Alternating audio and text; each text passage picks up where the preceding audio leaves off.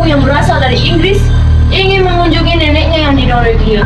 Namun tak disangka angin berbesar dari Oslo yang membuat dokter aku menjadi yatim piatu yang pada akhirnya tinggal bersama neneknya di Norwegia.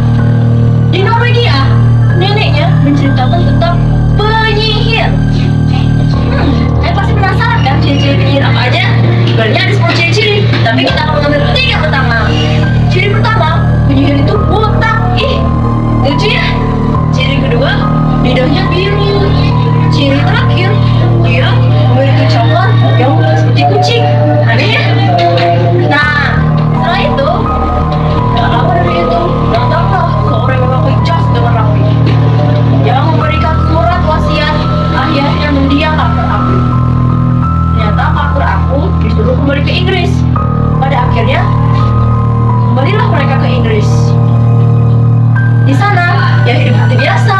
Nah, pada akhirnya liburan musim panas. Di libur musim panas, karakter aku dan neneknya setuju untuk kembali ke Norwegia. Namun, tak disangka neneknya tiba-tiba jatuh sakit. Loh, kenapa sakit?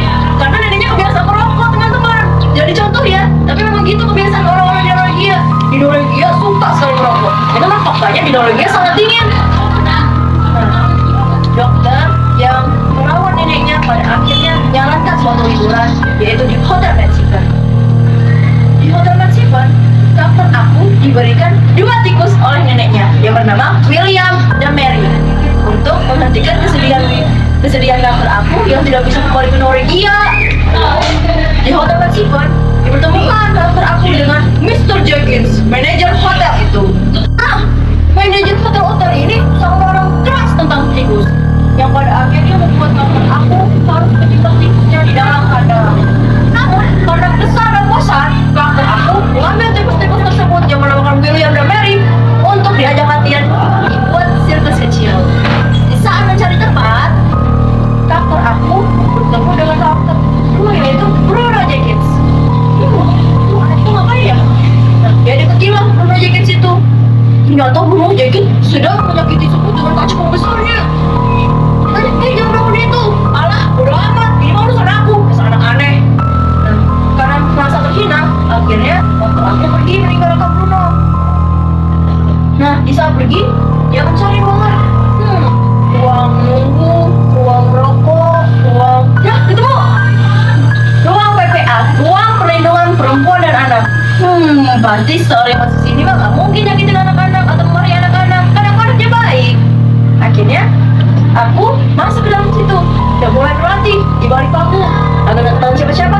Nah, namun tak lama kemudian seperti kayak 200 orang masuk dalam itu secara bersamaan. Dan seorang yang kecil mungil sekitar 135-an naik ke atas panggung dan mengatakan, "Tutup pintunya! Tutup dan gembok, kunci dan rantai!" Sempat aku itu takut, tapi aku diamkan saja. Tak lama setelah itu, dia berkata, "Wahai kaumku, lepaskanlah penyamaran kalian." Saat itu, aku melihat suatu hal yang mengerikan. Rambut mereka botak dengan lendir biru yang meraba-raba, ditambah dengan cakar yang sangat mengerikan seperti berdarah-darah.